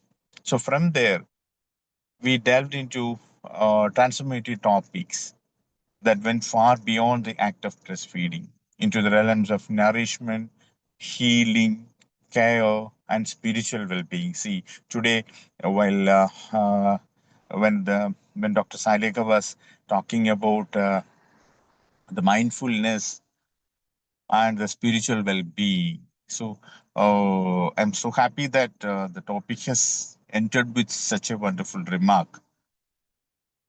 Then coming from the first day, Dr. Reena Kulkarni, she redefined the breastfeeding as a cornerstone of infant health and disease prevention, reminding us that nutrition is only the beginning.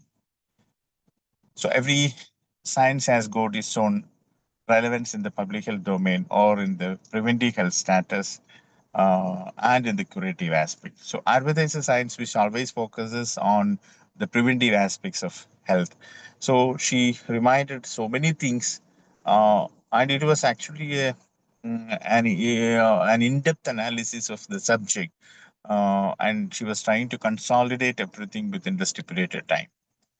Then, while coming to Dr. Shaju MK's presentation, he expanded our understanding with a scientific analysis of Stanya Dushti, giving us practical avenues for enhancing the breast milk quality. See, the video was self-explanatory, and he made all his effort to make us understand how this cow's milk, god's milk, and the human breast milk differs in the consistency when we go for the organoleptic analysis of the breast milk using the examinations in the plain water test, and also different vitiated stanias.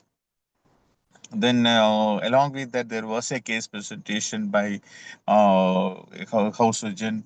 So, it was a wonderful experience as far as Dr. Shaju's presentation is concerned. Then, coming to Dr. Jyoti PK, and especially Dr. Rechita Vaidya and Dr. Shagin Amol. So that day was really a memorable one, and they made the event a grand success. So they gently guided us through the stages of care, especially the preconception, antenatal, and postnatal. So revealing the layers of support needed for successful lactation. So it was a wonderful day for all of us to enjoy the nectar of Ayurvedic science in the domain of breastfeeding. Then coming to the compelling case presentations on the same day by Dr. Divya and Dr. Blossom. So they anchored the theory in clinical reality, while Dr. Aishatham and Dr. Renu Matthew reminded us of the healing magic embedded in breast milk. See, we can see that each and every presenter was giving more emphasis on to their own topic without entering into the other domains, and they have extracted all the nectar from the related topic and presented it. So it's for the first time I am also experiencing such a wonderful their thought process, and such a wonderful endeavor from all these scholars.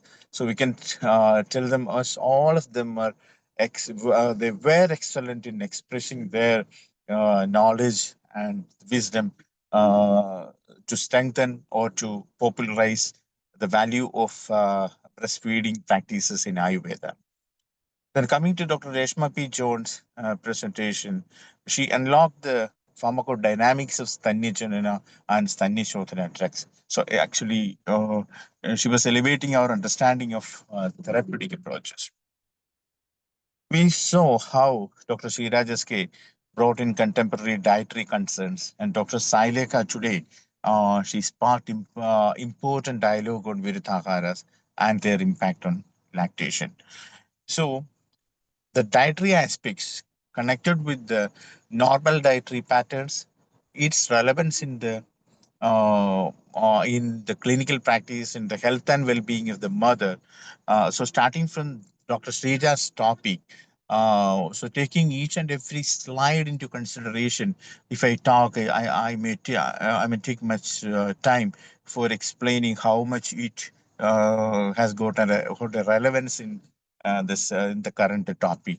And Dr. Shaileka definitely plays so many things which are regularly in practice nowadays. So I have no much words to say because you have experienced it. Okay. So our minds and bodies were inspired by the insights and demonstrations led by Dr. Jayanti and Dr. Vinu Rajesh. See, yesterday they they really performed wonderfully, and the session lasted up to 10 o'clock. So, so the topic was on yoga for mothers during pregnancy and lactation, a true nod to holistic wellness. Generally, we may think that these yoga practices have a minimum role, but as far as Ayurveda is concerned, being a holistic system of medicine, the yoga has got a major role in maintaining the health and wellness of the newborn. There, even though the mother is performing all these yogas, that will have a reflect on on the production of breast milk, its quality, its maintenance, etc. So, Jain sir actually started with the presentation Krodha Lankanayasa Stanyanasya Hedava. So, from starting from that point, he has expanded really the horizon. And you know, the last presentation by Dr. Vinirajas sir has concluded its altogether effects in the breastfeeding and the practices of yoga, along with the dietary recommendations and the dietary recommendations during the postnatal life.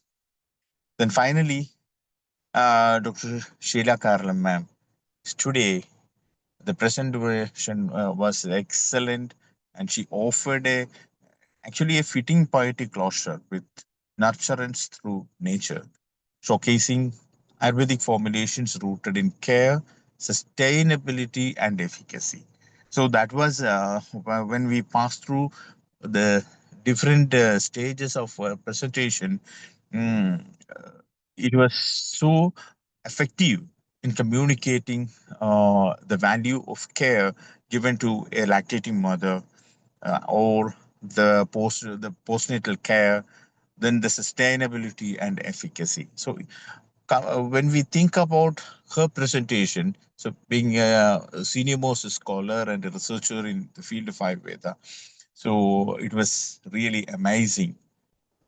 Even I was not much aware about so many formulations she has listed out in the last but one slides and all. So I'm so happy that together the SFRA as well as the Government Ayurveda College Department of Government Prithya, we actually began a journey with a lot of confusions and a lot of dilemmas. But now we are so happy, the entire team behind this are so happy that we have to move forward for uh, popularizing, or simply we can say, we take the wordings by the wordings of Dr. Sri Rajaske. So how can we prioritize? So by prioritizing the concepts and practices mentioned in Ayurveda, we can popularize the subject, the entire the methodology practiced by especially the Kerala physicians across India and across the globe. So as a conclusion, I can say that each presentation and demonstration this week has not only advanced our clinical and academic understanding, but reaffirmed our commitment to nurturing the next generation with integrity. In many of the presentations, we were talking about that we are all following certain faulty dietary regimens and practices. So the hope is on the next generation, and possibly um, the child population who are coming up, or the adolescent population, or the younger generation in the colleges are to be nurtured, and they are to be trained well to understand the beautiful concept of development of a future generation. So we have to popularize the holistic approach of Ayurveda, standing from the basic nurturing of a child to the geriatric population. So let this week not be the end, but the beginning of renewed dedication. So may the seeds planted during these sessions flourish into sustained practices, enriched research, and compassionate service. So I extend my heartfelt thanks to all our speakers, organizers, volunteers, then participants, and finally all my colleagues uh, who were the part of the organization. Okay, so your contributions have illuminated the celebration and sparked lasting conversations, and let us move forward as custodians of this ancient wisdom, bearing the torch of Ayurveda to empower motherhood and infant health across generations.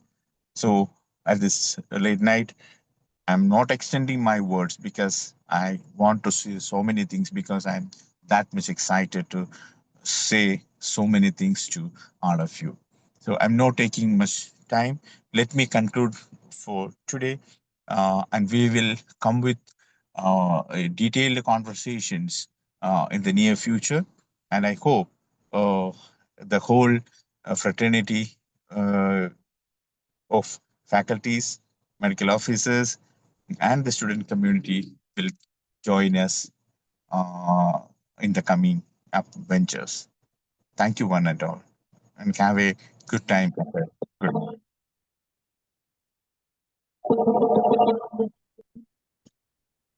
Thank you all. Thank you very much.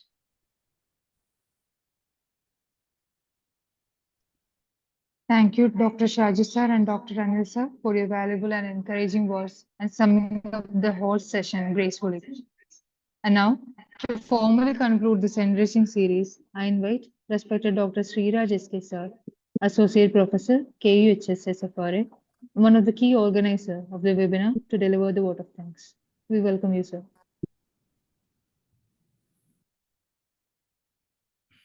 Thank you. And I'm entrusted with the job of delivering the final gratitude words. So this was a journey that begins with the collaboration of the School of Fundamental Research in Ayurveda, which is the Ayurvedic School of Research under Kerala University Health Sciences, with the Kaumarapurtya Department of Government Ayurveda College Tripunithura, which is celebrating its centennial year. So, first of all, I thank Dr. Gopakumar, a renowned Ayurvedic practitioner, and I was a professor, senior professor, who is the current registrar of Kerala University Health Science, for delivering his presidential address.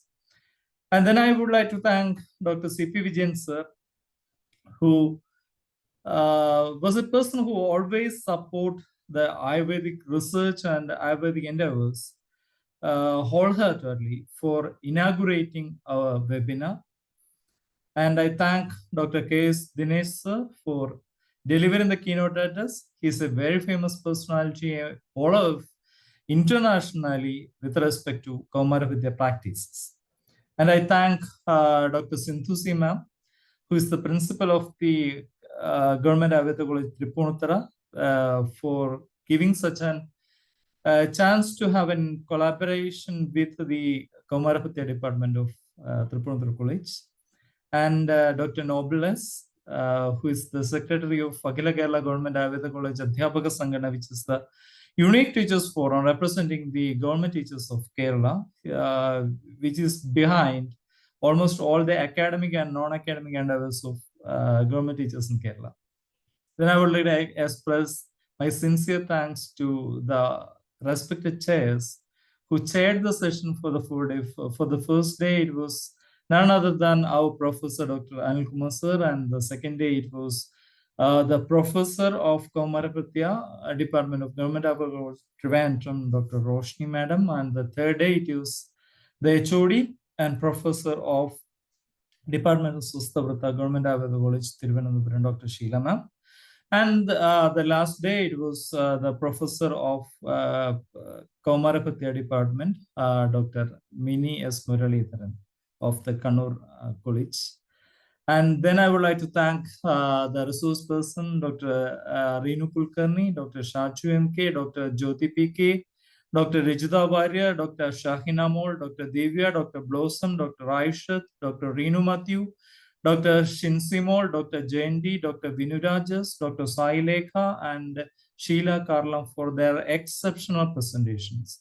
Actually, all the presentations were exceptionally good. It delivered a volume of knowledge for the persons to take further level in practice, research, or academic or whatever be. And we wholeheartedly thank those resource persons for their participation. And our collaborating partner, Department of Kaumara Pritya, Dr. Shaju sir, he's a dear friend of mine, and Dr. Aisha, Dr. Reenu, for their painstaking effort in meticulizing this project. And also the participants, we have to thank the participants from a pan-India basis, because we have participants from 22 states. It was a wonderful experience to onboard all these persons from different states for this endeavor. And also, I would like to thank the PG Scholars of Sostabrata for their demonstration in yoga, and also our beloved house surgeons and students for the exceptional video presentation you had seen.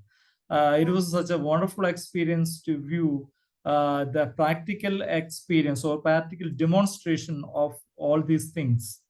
We thank the docents and students for that, students of Government Ayurveda College Tripunita, for painstaking efforts in meticalizing that.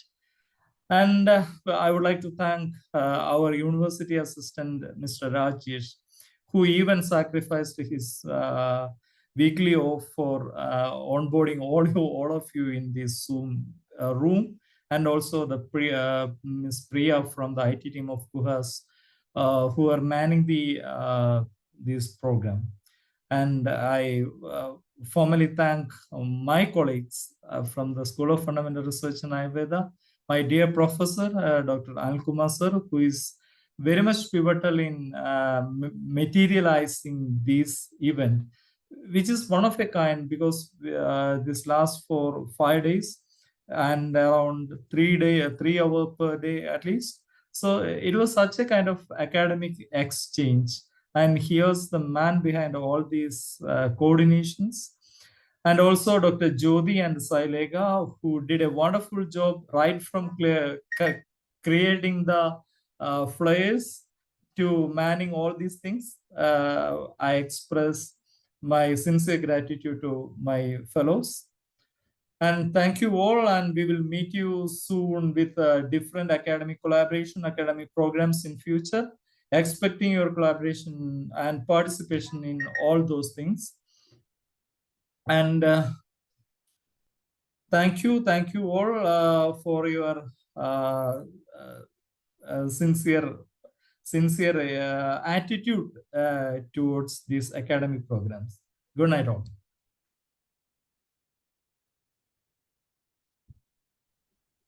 Once again, thank you, sir, for delivering a kindful vote of thanks and being a key part of the organizing team. And with that, we come to the close of our academic session for this national webinar series, which has brought together academicians, clinicians, researchers, and students across the nation to revisit and revive Ayurveda's contribution to maternal and infant care. I sincerely thank the organizing committee for giving me the opportunity to interact and learn from esteemed faculties and be a part of the session. May the knowledge shared here ripple outward, empowering healthcare professionals, caregivers, and mothers alike. Let's continue to nourish the future, one mindful choice at a time. Wishing you all continued wellness, wisdom, and warmth. Thank you, and have a peaceful evening ahead. Thank you all. Thank you all. Thank you. Thank you, everyone. Thank you.